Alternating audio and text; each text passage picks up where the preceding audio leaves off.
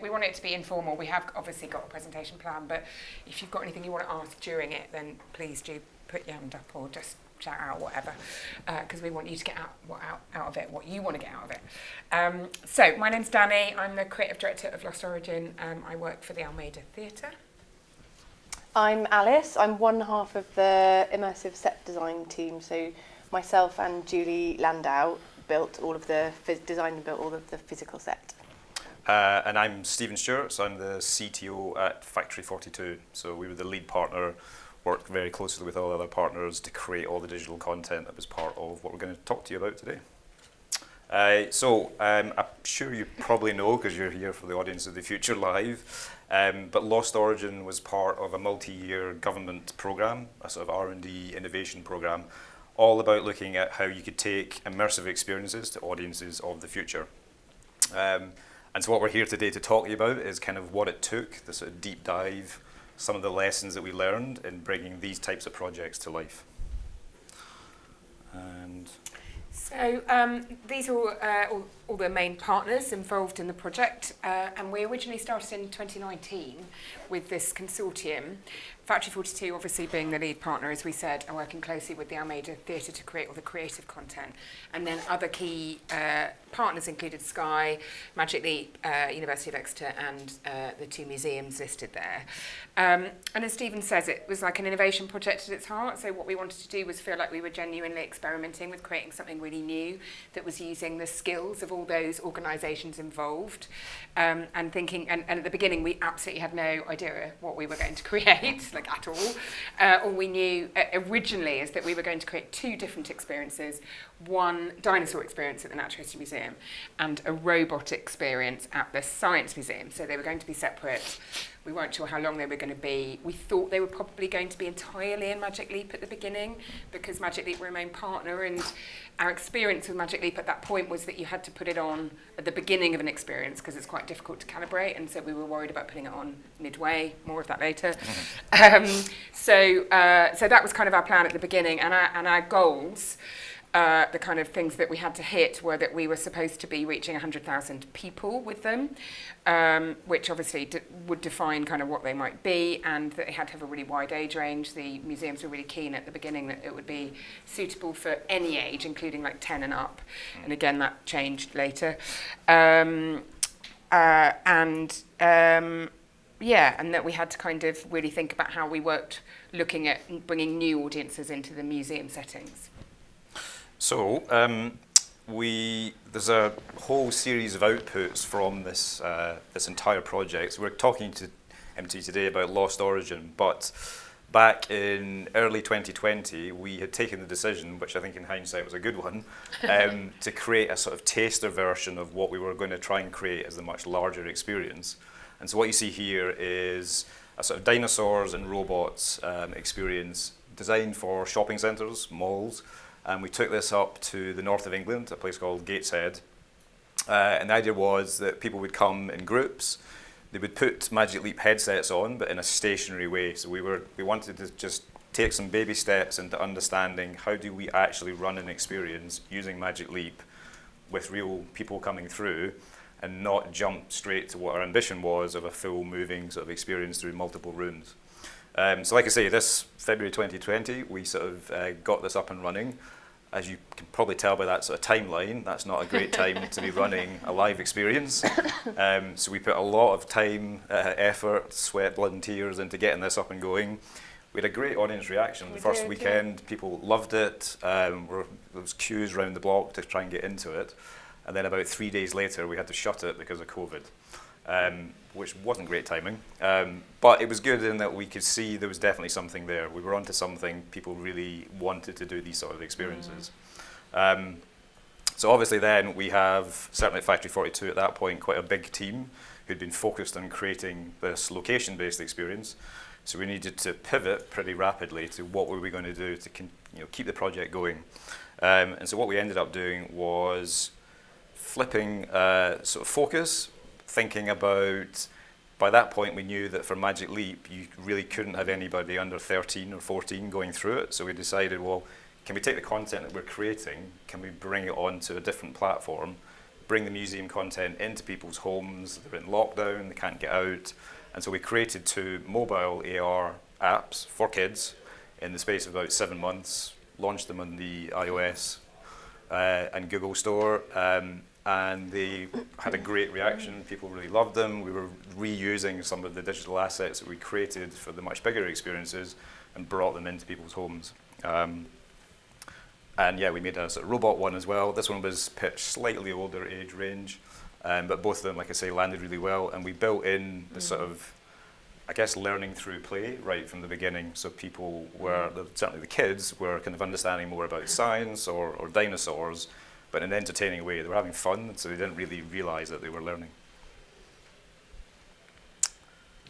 So this is just to talk you quickly through the way that we started working out how to create collaborative design processes, because pre-COVID we had a lot of different partners all speaking very different languages. Sometimes words for one team meant something completely different to another team. So we started off by just trying to visualise the space. So we would draw out floor plan after floor plan after floor plan, and then sometimes we took it into a sort of mock-up space and we would tape out the floor plan onto the floor and bring in test audiences, because we were trying to integrate sort of storytelling, content, and then start really trying to imagine how audiences would batch through this space in a very specific timed way. So there was lots of iterations of the designs, basically. So we wanted the audience to be able to onboard into the Magic Leap gear at the beginning and offboard at the end, which meant they had to have separate spaces to do that, and for it to feel like a journey that was non-linear, so that the audience felt like they had some agency. So there was a bit of sort of false doors that they couldn't go through, things that didn't look like doors that they could go through, that sort of thing. So we kept reimagining the spaces just within the confines of the 2 galleries that we had access to, one at the Natural History Museum and one at the Science Museum. This was the final one that we settled on at the Natural History Museum, which was much smaller, when we at one point came up against the idea that Magic Leap had real recalibration issues every time you changed room. So then we had to try to make a big room of all of the 10 smaller rooms. So it sort of became this conflated space. These were some of the beginnings of design ideas. So it was all very much set within a dinosaur paleontological context. And we were working very closely with the paleontologists at the Natural History Museum, bringing in really sort of detailed educational information, but trying to redistribute it within an educational context, within a theatrical sort of gameplay context. So there was lots of scientists' labs and a library, and this kind of created the territory that some of the digital assets were then starting to be imagined to be existing within. This was just a couple of the many floor plans we had. Many. Science Museum, where you would just go, and it was very difficult because they had to enter and exit out of the same space. So they had to go in a circle around a very long, convoluted journey. So there were lots of very long corridors that are like the most costly part of building a set that you really want to try to avoid. So we just kept reimagining it. And then this was some of the beginnings of the robot concept designs that we did, where we had labs where you would build your own robot into a digital asset that then accompanied you through the space. What else have we got? Yes, robot building station, all sorts of things going on there. That's the kind of vibes. Yeah, and at least we were able to use some of that in the app, as you say, because the robot building stuff didn't make it into the final Lost Origin experience, which we'll tell you about in a bit, but all of this thinking had been done. Yeah. Great. And then once all of this work had been done, obviously, as Stephen said, COVID hit at a very bad time. We were going to open both of these experiences in the summer of 2020. We couldn't do that for obvious reasons. And then post-COVID, the museums had a set of very kind of complex programming that they couldn't change. And so we were unable to come back to work in the museums again after COVID, which was a shame, but I kind of opened up new opportunities. So we had to kind of think really imaginatively and quickly about how we were going to still do a location-based experience that would be digital and physical without the museums, but using all the digital content that we'd created.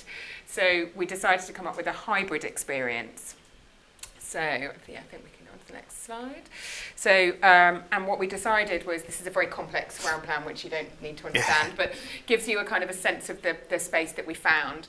So, so this is a map of Hoxton Docks in London. What we decided we would do is look for a warehouse in London where we would create a site-specific experience for audiences. We decided, maybe foolishly, to try and combine the dinosaurs and robots, narrative and assets, and that was quite tricky, but we came up with an experience which tried to make the most of all the things that we'd created, which we'll tell you a little bit about next. So we're just going to show you a quick trailer for the final experience that we created, and then we'll tell you a little bit more about it afterwards. So hopefully the audio works, let's see. Yeah. You are now part of a Wing 7 undercover task force. Our mission is to investigate dark web marketplace, Emporium. We'll sneak into this warehouse owned by deliveries company Origin, a suspected front for Emporium's illegal activities. Meet me here at the Wing 7 field base and we'll venture inside Origin.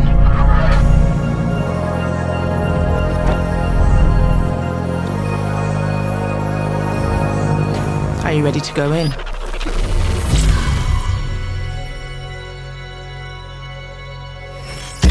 It's not Too upside late, down. too late. Sorry. Next time.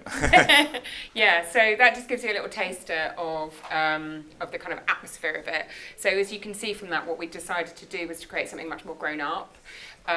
Because A, we had Magic Leap with the age limit of 14 plus, and B, we decided it's really different going to a warehouse in the middle of nowhere for a site-specific experience than going to, museums where families already are. So we decided that we needed to think differently about who we were targeting, and to create a kind of atmosphere that we felt people who liked immersive experiences might want to go to. So this is a kind of, I don't know if you can quite see the detail of this, but this is Alice and Julie's incredibly clever route around the warehouse. So the warehouse really was only two massive open spaces. So what we had to do was build structures and rooms to create an audience journey that would make it feel like they really didn't know where they were at any given point. So very briefly, I'm going to just talk you through the sort of audience journey and story, but I'll try and keep us brief, because what we really want to do is get into the deep dive of how some of the rooms specifically worked within it. So what audiences would do is they would get given a location to turn up to. They'd get some pre-information, so they'd get sent a little video to watch from the director of the Secret Services, so they knew what the mission was before they came. They got an email with more information. There was sort of fake information around this kind of dark web marketplace that we pretended existed. So they came with some knowledge, and then they would go into a shipping container when they arrived and get a mission briefing with two actors. And then they would get told they were going to break into the building next door. So we'd take them along the road and back into actually it was the same building, but we were able to make it feel like it was next door.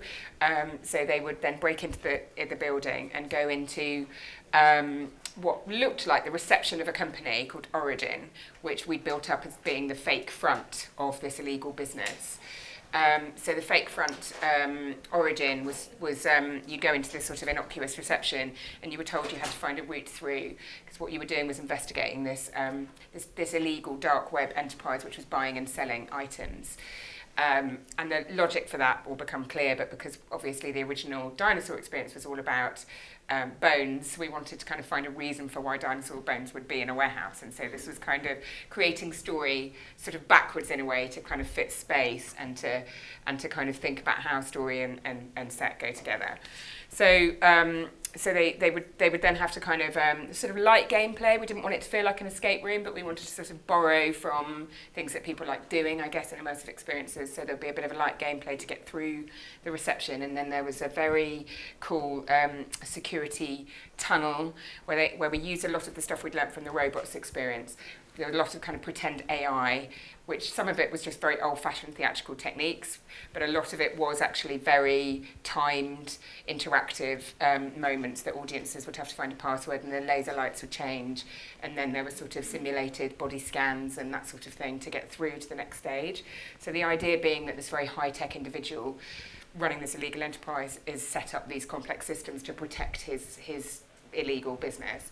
So we had to get through all of those, and on the way we would learn stuff about him. And we eventually learned he's called Josh Knox, and we overhear him having a phone call. We're with an actor the whole way, so we've got a guide who's taking us through, and she's a cybercrime expert, but she's also got a side interest in the paranormal. So we set up this idea that there's sort of ghostly communication happening right from the beginning, but we don't quite know what it is or why it's communicating with us.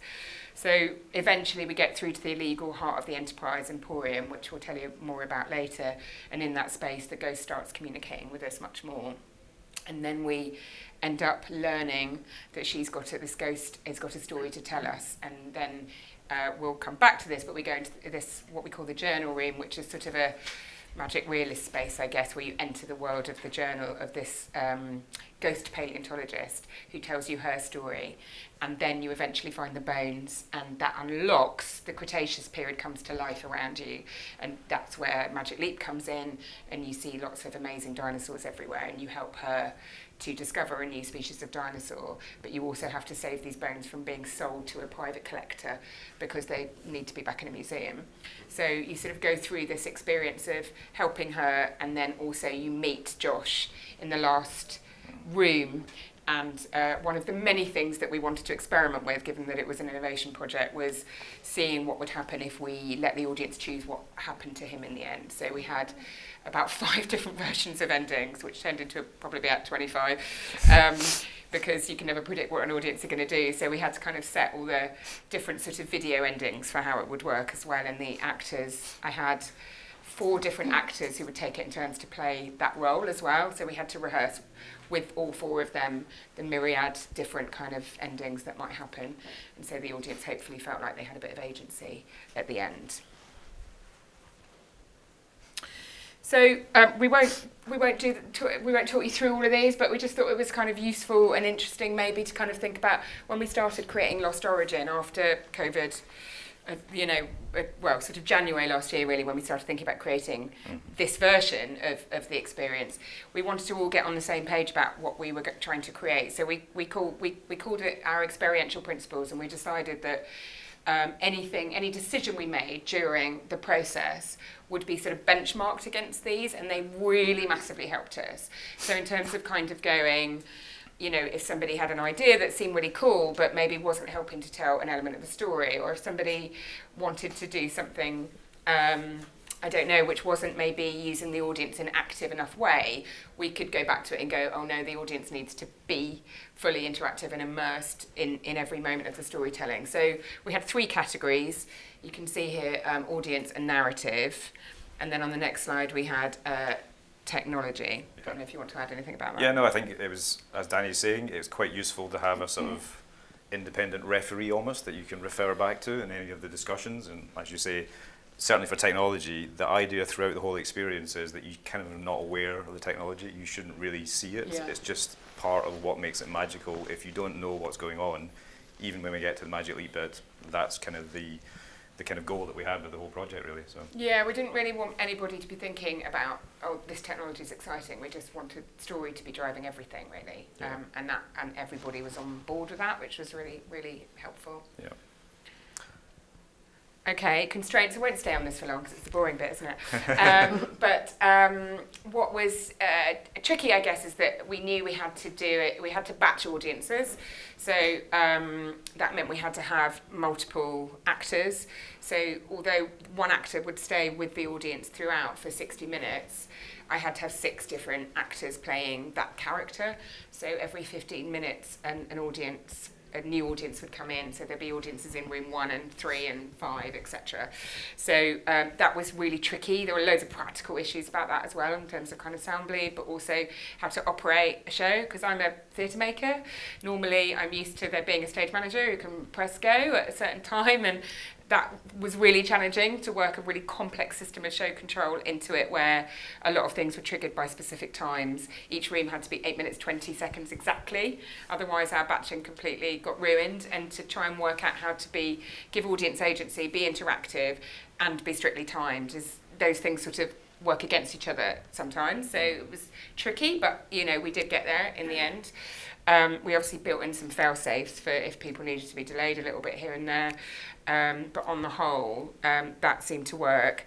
And yes, and then we obviously wanted to build the kind of tech onboarding into the narrative. So we had decided during this process that we were going to be brave and not get audiences to put Magic Leap on until the penultimate room. So partly, as Alice was saying earlier, because of the constraints of Magic Leap needing to be recalibrated every time you go into a new space, and also we just sort of learned that actually how comfortable people feel being that long, being too long in a headset as well. We felt like we didn't want that to be longer than about 15 minutes.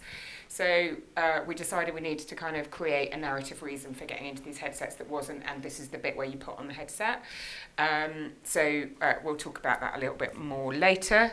Do you want to talk about the site-specific? Yeah, I mean, moving into a site-specific context, we had, and Hannah and Danny had done an amazing job of hashing together 2 narratives and then adding in multiple extra layers.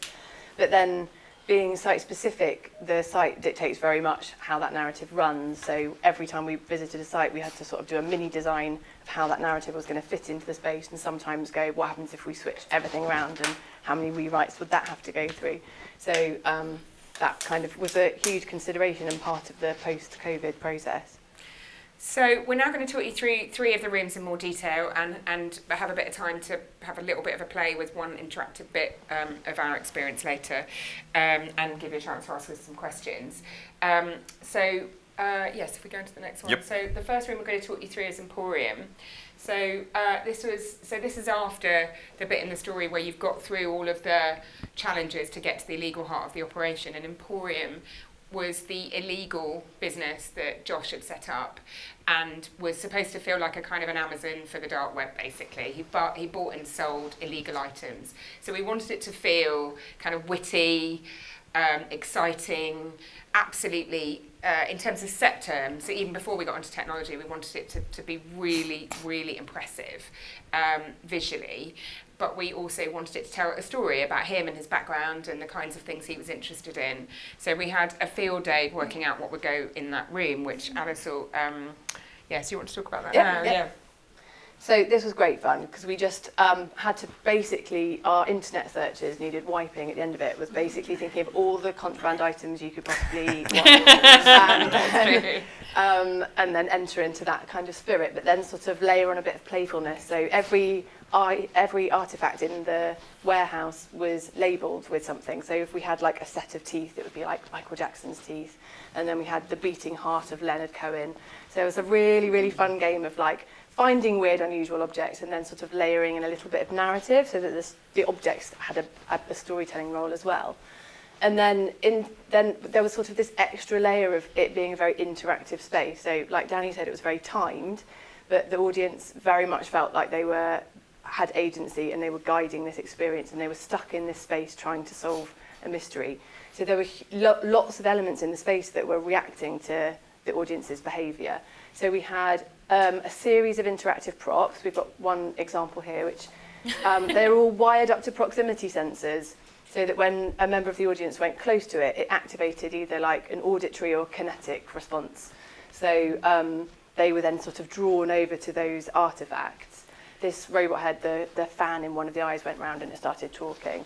And there was lots of sort of audio override. So we had a big prop making team who were working closely with technologists to hack these objects and link them up with the tech team who were then wiring them into the sort of proximity sensors and triggering everything magnificently to work within 8 minutes and 20 seconds.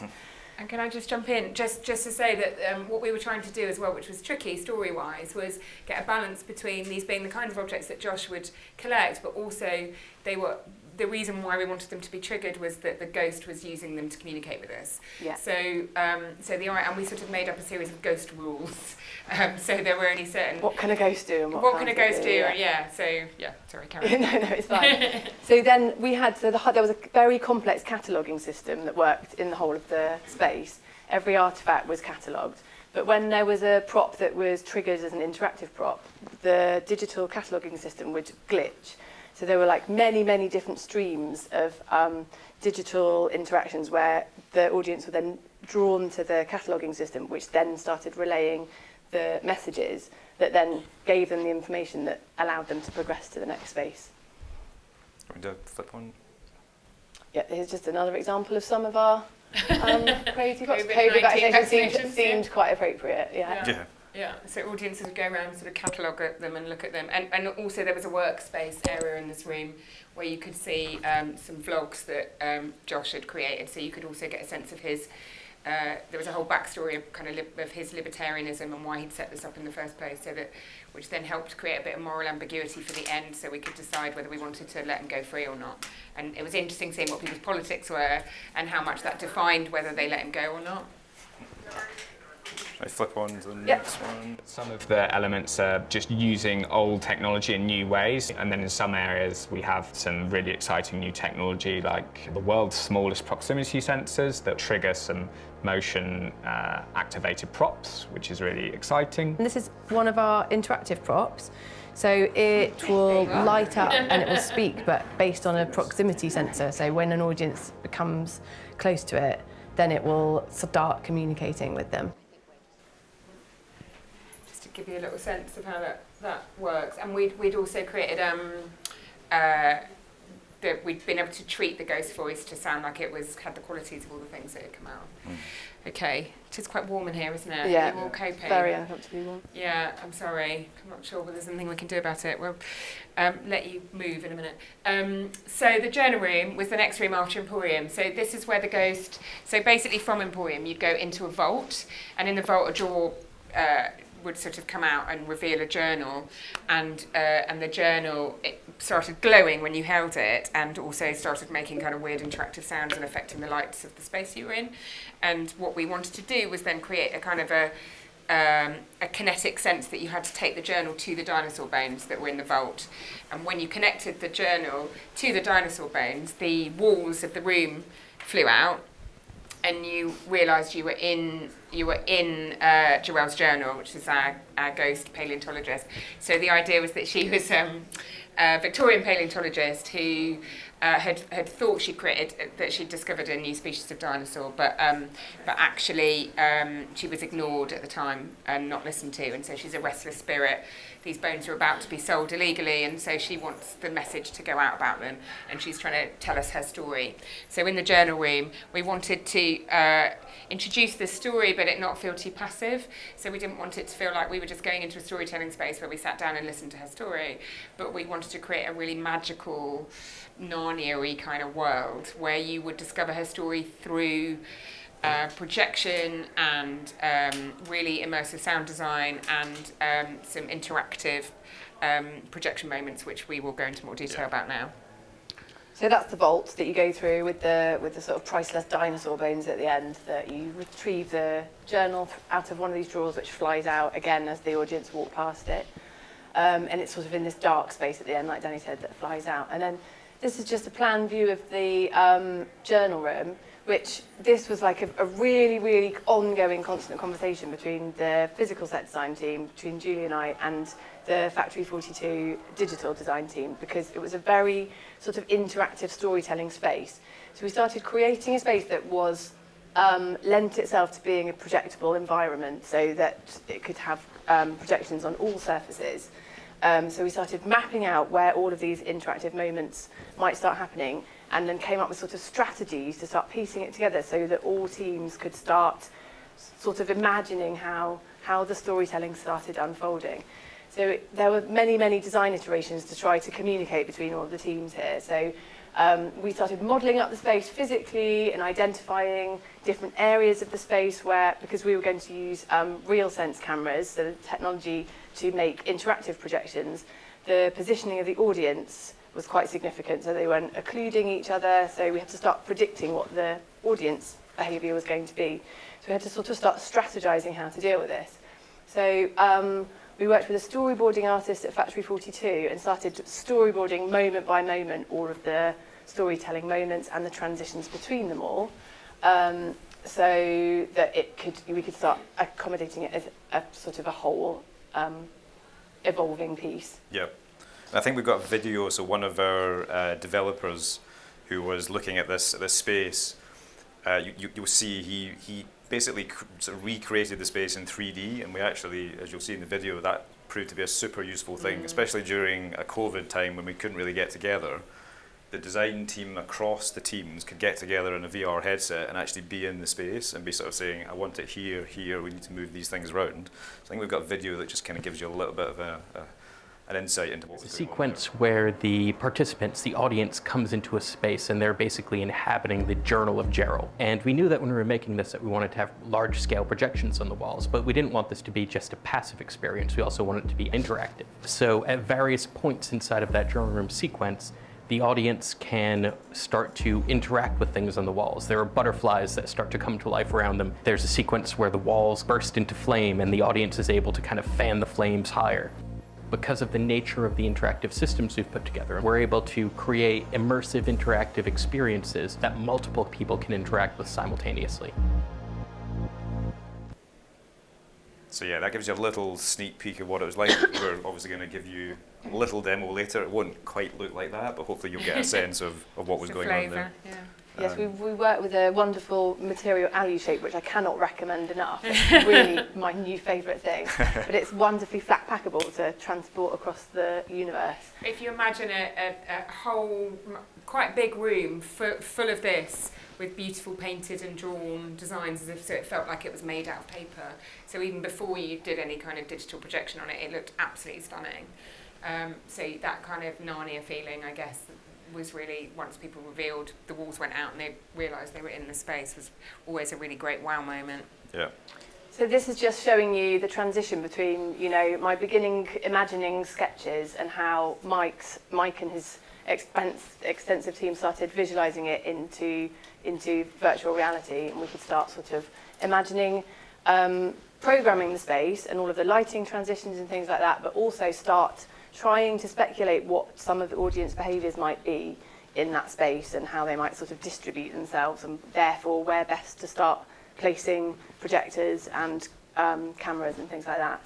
Yeah. This is just some screen grabs of the kind of examples of how Mike put the do you mind putting this light down?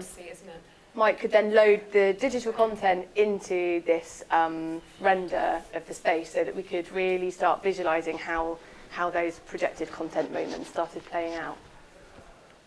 How can we understand the space that we're inside of when the space doesn't yet exist? And that, combined with the challenges of working remotely in a lockdown scenario, led us to look for some more innovative solutions on this. And what we'd ended up doing was leveraging a lot of the technologies that are used in three-dimensional game design. We'd ended up crafting a very detailed and accurate digital set. Having that ability to kind of pre-visualize the set before it was built was very valuable and really useful in terms of getting the project put together. And I would just quickly add, I mean, it wasn't only from a design point of view, but also technically figuring out line of sight for depth cameras and how to make sure that we managed to see people, and I think we could do up to 6 people at a time, and making sure that we weren't going to clump that, you know, doing that sort of technical work alongside the design work was really key to having this sort of tool. And making sure the story wasn't overcomplicated. We stripped it right back. Hannah Wood, who I was working with as the writer on the whole piece, she was brilliantly interactive as well and was able to look at it in VR and go, oh yeah, we're just overloading them too much. Let's strip it back and let them have a bit of space to take it all in. So all of those things work really well together. Shall I flip on? This is just another example of another collaborative process. So this was, instead of the big projections on the wall, we made little miniature worlds in crevices in the rocks, and we created like miniature spaces, and then our team worked very closely with the Factory 42 team animators to kind of find a cohesive aesthetic. So working within like the paper cutting context, and then within the projections that went into these little worlds, trying to pull that aesthetic across into the illustration styles. So there was lots of toing and throwing there. Some of them had back screens with it was basically every time she had a flashback to her childhood, we had like moments of her childhood lighting up in the cracks in the rocks. Sometimes just on a screen, and sometimes they were, I think the next slide is front projected. So she grew up in a mining town in the north of England, so we recreated the mining town, and she was very interested in nature when she was small, so we built her, you know, being a little child looking at flowers. We're using not just new techniques, but we're also bringing them all together in a really new combination. So we have static sound, which is played back from these 7.1 speakers, but then we also have sound which is completely malleable and responsive to the audience using gesture. So we have RealSense depth cameras which are tracking their movements, and that's stimulating the Unity engine to produce sound. Yeah, we wanted to make sure the sound felt really interactive as well, and that was our sound designer talking about that. Yeah. So we'll come back to that and show you a little bit at the end of how that works. But then we're going to just go through another space after the journal room. This is the point where sort of during the journal room, the idea is we've helped the spirit world kind of get stronger, and we've helped our kind of ghost to gain power, and she's managed to unlock the Cretaceous period, which is coming to life around us. So this is the bit where, as I say, we wanted to go into Magic Leap.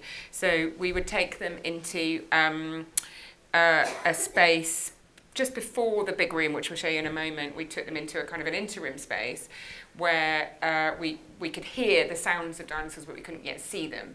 And so Marsha had to call for her backup team to help us put on her special kind of what we called our paraforensic ghost scanners, which are obviously the Magic Leap.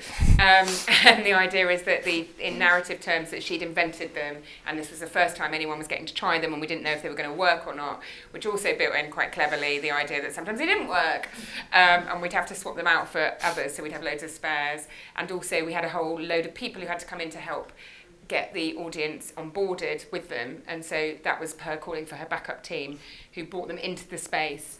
And then rather than them being handily in the room where you need them, we wanted that to feel like it was all in world. And that actually worked more slickly than we imagined. We had to try it a lot, and as I say, sometimes the individual kits didn't work, but we were pretty much always able to swap them out for another, weren't we? Yeah.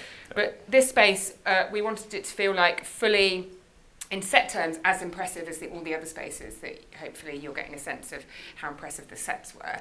And we wanted it to feel really impressive physically as well as digitally. Hopefully the cohesion between the two meant that you didn't always necessarily know, once you had the goggles on, what was physical and what was digital. That was our aim anyway.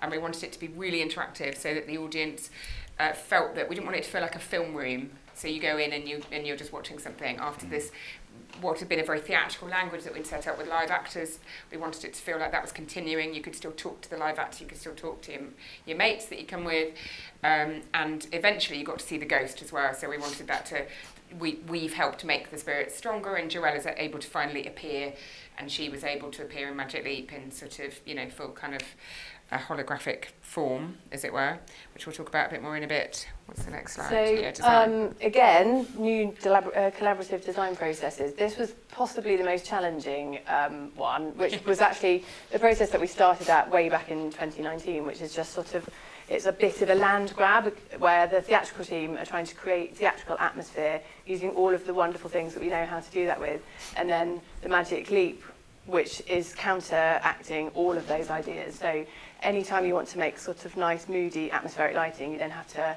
put it up by like 200% so that the headsets can read the space. So it's been a real process of trying to like find the happy place between not losing all of the magic, but also not losing the Magic Leap content, without which it doesn't really work as a space. So we started off by trying to sort of build an idea of the kind of atmosphere we were trying to achieve, and then this constant interplay between our design team and Factory 42 design team, where the digital artist would start sort of mapping up the space, and then the long and arduous process of integrating the physical world and the digital world. So we would put everything into sort of graphic designs. We basically built a slightly fantastical distribution warehouse with a slightly eccentric looking conveyor belt taking all of the goods out of the warehouse to be sent off. And then on top of that layer, layered on the Cretaceous period. So we sort of put loads and loads of plants in, and thankfully eventually could use real plants for almost all of it, because I think it's a crime against the globe to make plants out of plastic. It just feels very, very wrong.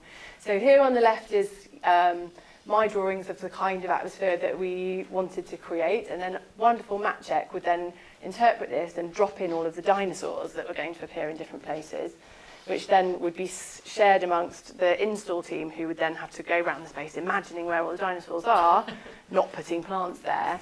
So we're sort of working in this imagined reality of like, oh, there's a dinosaur there, oh, there's don't do that. And so all of the digital assets would basically fit neatly into the physical space, and then there were certain areas where the digital assets would affect the physical environment. So a flying creature would hit a fan in the ceiling and it would spin round, various different things like that. But the important part of that process is that everything had to be really, really carefully aligned. Otherwise, you kind of slightly miss it, and then it just immediately doesn't work as a kind of constructed mixed reality.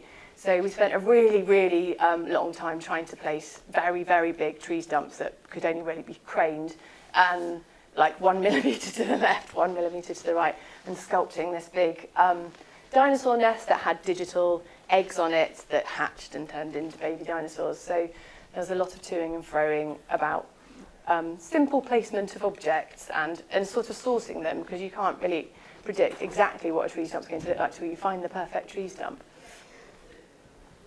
As another example of our swamp. This was the swamp where the final sort of finale played out. So it's very important that the digital and physical worlds were really well aligned here. Yeah. So we're going to attempt to show you, obviously I was not going to come to South by and try and do a live Magic Leap demo, because my heart can't take that. So what we'll do is we'll try and run the content that we actually had running on the headset through Unity, and I'll try and show you and give you a sense of what was going on. So just bear with me 2 minutes while I do a quick swap over of HDMI. While Stephen's doing that, I'll tell you about the joy of calibration images. Yep. So the headset needs to be able to read the space. There's lots of things that make it really confused. So like certain textures, reflective surfaces, not enough detail, too much detail. There's like a lot of constraints. So we came up with a system of creating in-world graphics that seemed to be part of the distribution warehouse, but that the headsets had been programmed to recognise, so that they used them to map the spaces. But they were things like distribution zone D, or like dangerous flammable objects, that sort of thing. So, and actually, what started in 2019 is a slightly horrifying thought of all of these images going everywhere, then sort of gradually aligned with the narrative and started fitting neatly into the space. So that was a success story in the end, but quite difficult. So let me just toggle that off. So what I'm going to show you here is just to prove that it is, live. One of the things that we did as the space was actually built was go in and take LiDAR scans of what was there, and bring that back into what we had designed physically, what we've been working to digitally, but then what it actually realised as the implementation, and then sort of fine tune it. So this is the space I think that Danny mentioned, where they've just come out of the journal room over to the left. They've sort of walked through into this space, and they're going to come up and start to get onboarded into Magic Leap. So we want to make that part of the narrative. So once somebody puts their headset on, they get this kind of calibration of the headset that sort of happened. And then what we would do, because we had numbers of people, it takes a bit of time to get into Magic Leap headset, not everybody's going to do it at the same time. We wanted to provide them with a little bit of content that they can interact with until everybody's ready to go, and then get into the experience. So we had these sort of, the first time that really you're sort of coming into contact with some of these dinosaurs. I'm going to do a left mouse click. So imagine I'm just putting my hand out in front of me using the Magic Leap's hand recognition. You were able to begin to look at some of these dinosaurs and begin to get some information about what is it you're looking at as you're sort of taking a look around. And so we found that actually that was a great way to keep people who've got into the headset early really engaged, because they're looking around, they're getting used to it. Gives us a chance also to try and figure out if there's any calibration issues, get them sorted out, and they've got something to look at, so they're not just standing there waiting passively until they can sort of move into the next space. So we had a variety of different, my Unity sort of driving that, but yeah, we had people, and I think the the actors with them did a great job of, they would get into the headset and then they would kind of tutorialize what it is you need to do. They would be looking, come and see this dinosaur over here. So while they were doing that, people were sort of getting used to having this thing on and sort of looking at it.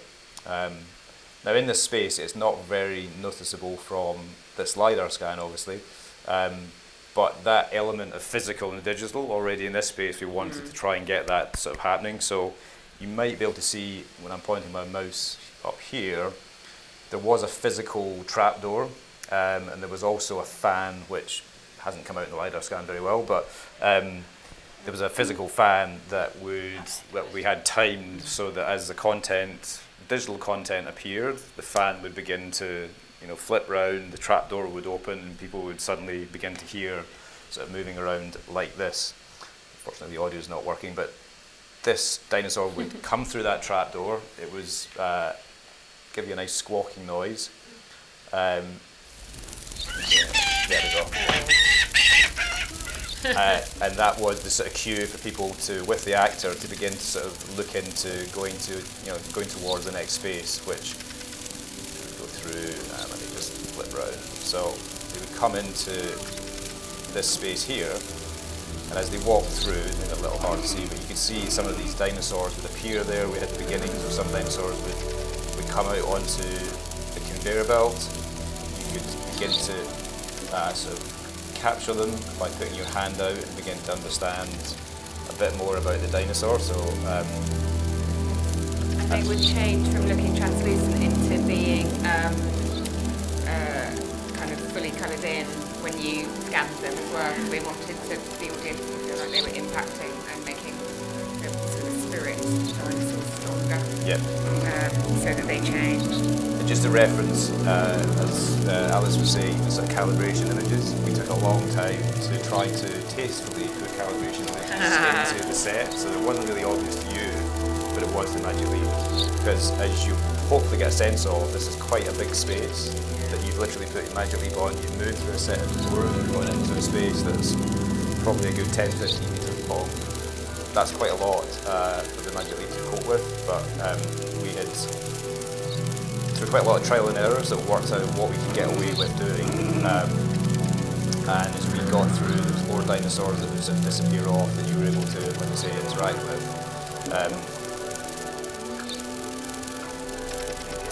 Yeah, and there was always a wow moment when people got through and saw this dinosaur standing there in front of them. What we did though was we sort of built into the narrative the idea that something's gone wrong with your headset. That's a point. Just to give us that buffer, because it was a bit tricksy to get them to always track exactly. So that was a good point where narratively the actor would sort of say, oh, something's gone wrong, let's just try again, get people to sort of start again. But I think we're just going to talk about one of the main characters in this deep time space that we want to show you. So let me just flip back over to... I wonder if we should just because of time, yeah, whether we should skip that bit and just keep going. We can do, yeah, so just because I want to give us time to have a bit of play. Yep. So let's just skip through to Q&A and maybe this little bit and then... Yeah. But yeah, basically Jodie Whittaker, the actor, worked with us, and before COVID we worked in a volumetric capture studio, so kind of fully green screen, and worked very closely with Maciek, the lead animator, on how to make it feel like she was interacting with the dinosaurs. So she would fully appear in the space, and then it would look like she was touching the dinosaurs, and also we worked out the spacing. The veil between dimensions has never been so thin. She would have a conversation with the live actor in the room, so I would have to block the live actor to look like she was making eye contact with the live actor in the space. So there was a lot of very, very specific and technical work to creating that. And obviously we've been kind of getting to know her throughout the experience, so getting to see her finally, and where you can see her reacting to the digital dinosaurs around her there. It's really people, really this is what enjoyed Hell that. Creek was like 66 million years ago. And I think, as Alice was saying, never you imagined can see this. there we definitely wanted and took a lot of time to try and get the digital and the physical to really map up, because that was when it really did become magical, when somebody looked over and just thought they were seeing a dinosaur walking along a log, or the digital eggs that you can see.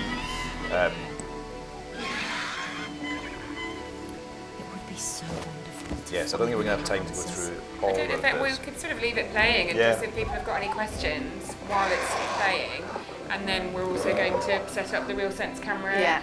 so that people can have a We little will need that, play. yeah. Oh, okay, fine. Yeah. Sorry, well, maybe we can't leave it. But does anybody have any questions that are sort of burning to ask before we maybe set up the interactive projection? A hatching. We're the first humans to thank ever you. see this. Are you guys happy that you took on the challenge of implementing both the robot and the dinosaur assets? Are you happy with that? Yeah. How much of a challenge was it? I mean, really, really happy. I think the only thing that I guess was slightly sad is we weren't able to use the digital robots in it. But I think what it did was all of the learning that we'd kind of found from both hopefully added some, like the world became more sophisticated because of the merging, I think. Yep. Obviously, it did mean there were sort of pros and cons to the feeling for an audience of feeling like you're kind of in one experience and then you sort of end up being transported into something that feels really different. And for me, that felt like a real plus, but maybe for some audiences might have been jarring. So I guess the only negative could be that maybe if we'd been creating the experience from scratch without previous assets, we might have created a different story. But do you know what I mean? So, but we were really proud of what we ended up with. Yeah, I think it helped us kind of understand a sort of dinosaur to robot, quite different characters, so it was really useful for the Factory 42 team to go through that process. Like I say, we created a shopping centre version, then we took that and created those mobile apps. I don't think we would have achieved as much if we hadn't kept going with the robots. So, yeah. How did this, or did it circle back in any way to the cultural institutions that were part of it in the first place? It didn't, so it existed only in the warehouse in the end, and because of COVID did a shorter run, so it would have been like 4 months in the museums, and actually we only did a 6-week run of it in the warehouse, which is a shame. So, I mean, yeah, we'd love to bring it back, and actually, you know, we could do elements of it back in the museums, and maybe that, you know, that's not impossible to think about for the future, but So they weren't involved much once you got to the warehouse? they weren't massively involved in this bit of it, but they came to see it and loved it, and obviously they knew that all of that research had gone into it, but it did free us up to be a bit less educational, which at the beginning was definitely one of the kind of aims. So it did mean we could be a little bit more, you know, story, audience, experience led. So is the goal for this is to be more commercially viable? Yeah, that was one of the aims of the project, was to see if it could be, and Yeah. I think we realised, I mean, it completely sold out, people loved it, I think it could be. I think the thing that was slightly difficult was, again, because of COVID, we were only putting 6 audience members at a time through it, and I think obviously, you know, as a commercial enterprise, you'd need to probably grow that a little bit. We felt we could probably do 10, we could potentially batch them a bit quicker if we were in a more soundproofed location, etc., you know, so we looked at all of those kind of permutations, but yeah. Any idea of the sense of budget, just let's say from the warehouse part of it, and what did all those partners spend to bring it to life? Because as a commercial venture, it looks absolutely stunning. Yeah, I'm thank just you. wondering, could you have actually earned however many hundreds of thousands, millions? I mean, I think we'd never make our money back on it, put it that way. Yeah. But I think it's really difficult to say what the final bit cost, because it So had much been part of a R&D, 3-year yeah. R&D innovation project. So Yeah. we'd actually spent a lot of money on the R&D, you know, before we got to this bit. We'd probably spent maybe kind of 3/4 of the budget before we even got to this bit, Yeah, in it's terms like- of just all of the research and the staffing and the, you know, so actually this last bit was relatively, I think, pretty impressive what we achieved for the slightly smaller amount that we had by the time we got to this bit. Yeah. We'd gone through, I think it was all of the tests and the trials and the failures actually were really important sort of space to be able to be sort of cast the net wide and be quite freely creative, which you would never ever normally do if you're trying to be efficient and economical about it. Which is kind of the point of this Audience of the Future programme. It was designed to be R&D innovation and, you know, really push the boundaries, so we took full advantage. See her interacting with her new